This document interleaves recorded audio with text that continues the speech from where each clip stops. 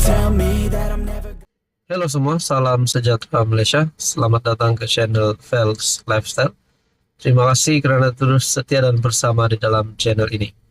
Seperti yang kita tahu, mata tumpuan rakyat Malaysia yang terkini adalah berkaitan dengan pilihan raya kecil DUN Mahkota.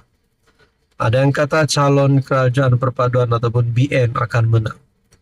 Ada juga kata Perikatan Nasional yang akan menang. Namun, tuan-tuan dan puan, semuanya akan ditentukan pada pilihan raya kecil DUN Mahkota nanti, pada hari mengundi. Tapi, tiba-tiba terdapat satu berita di mana ahli parlimen DAP yang menuduh Perikatan Nasional sebar surat gesah pengundi Cina Mahkota tolak UMNO. Ketika PRK Mahkota semakin rancak, terdapat perbuatan memasukkan surat layang ke dalam peti surat bagi meminta pengundi Cina menolak calon UMNO Syed Husin Syed Abdullah. Ahli Parlimen Keluang dari DAP, Wong Shuqi, berkata, surat-surat tersebut ditulis dalam bahasa Cina bertajuk Seruan kepada pengundi dalam PRK Mahkota. Kami harap untuk melihat layanan adil untuk semua rakyat di Johor. Surat tersebut dikeluarkan oleh rakyat Keluang, Johor dan penyokong PH Lin Wei Ji. Wong berkata, perbuatan itu mungkin merupakan perang psikologi yang dirancang oleh PN dan menyifatkannya sebagai taktik kotor. Kalau benar perkara ini berlaku, di mana PN menyebar surat gesah pengundi Cina Mahkota tolak UMNO, adakah ini disebabkan oleh isu Dr. Akmal Saleh bersama dengan ahli parlimen DAP yaitu Tera Sakok? Nah, menjadi persoalan kalau benarlah ini melibatkan isu di antara Tera Sakok dan juga Dr. Akmal, adakah dengan ini Pakatan Harapan Johor ataupun kepimpinan kerajaan mahu Akmal dipecat? Itu pun kita tak tahu. Berkaitan dengan ini, saudara-saudara, satu perkongsian daripada Malaysia kini, Akmal didesak minta maaf pada Teresa, isu sijil halal. Ketua Pemuda UMNO Dr. Muhammad Akmal Saleh didesak minta maaf kepada Naib Pengerusi DAP Teresa Sakok dan semua rakyat Malaysia berhubung isu pensijilan halal.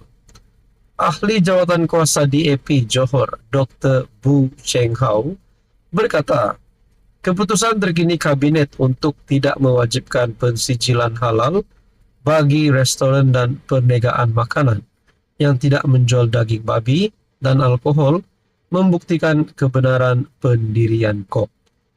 Keputusan Kabinet membuktikan kebimbangan Teresa Sakok terhadap perkara itu adalah berdasarkan kedaulatan undang-undang dan pandangan terhadap perlembagaan persekutuan.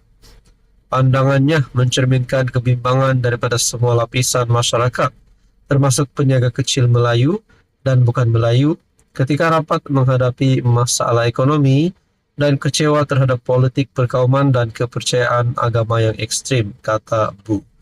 Jadi saudara-saudara, adakah dengan ini, isu ini akan membawa kepada satu sebab BN ataupun PN akan menang dan kalah pada PRK DUN Mahkota. Dan akhirnya Akmal Saleh digesa untuk memohon maaf kepada Teresa isu sijil halal. Teman-teman, apa komen Anda? Halo semua, salam sejahtera Malaysia. Tuan-tuan dan puan yang amat dihormati, selamat datang ke channel Fels Lifestyle. Akhirnya, sekali lagi, usul undi tidak percaya sekali lagi keluar di media sosial, dan ini dinyatakan sendiri oleh Perdana Menteri Anwar Ibrahim PMX.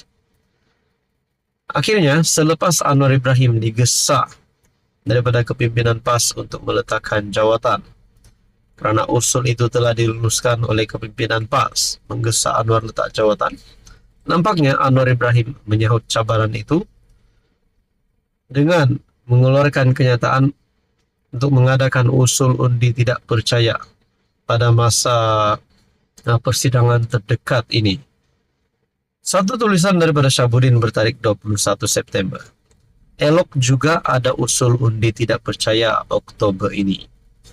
Selepas Anwar mencabar agar usul undi tidak percaya dibentangkan terhadapnya di Parlimen pada sesi Oktober ini, cabaran itu segera disahut oleh Ketua Penerangan PAS, Ahmad Fadli Syari.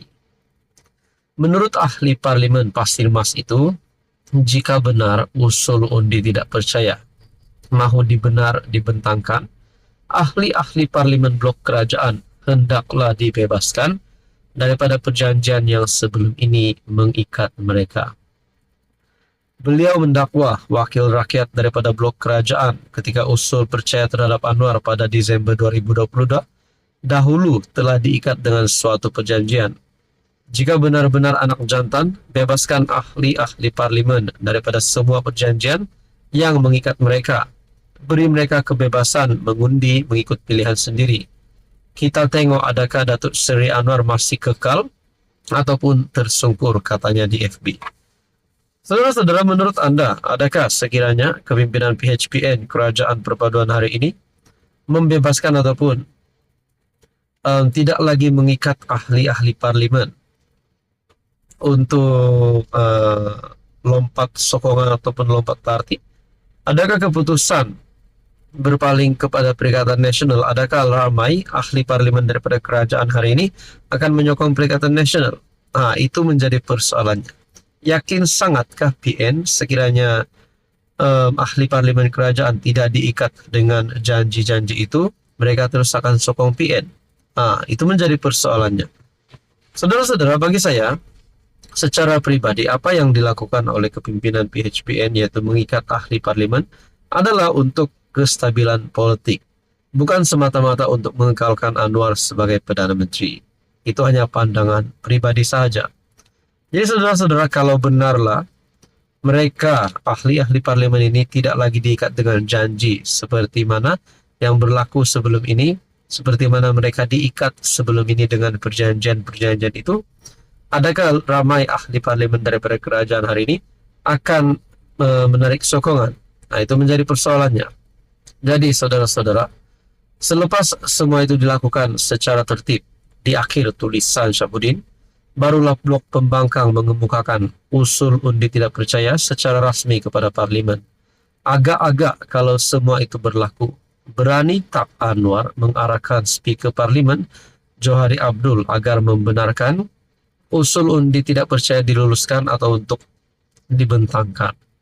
Apa komen Anda?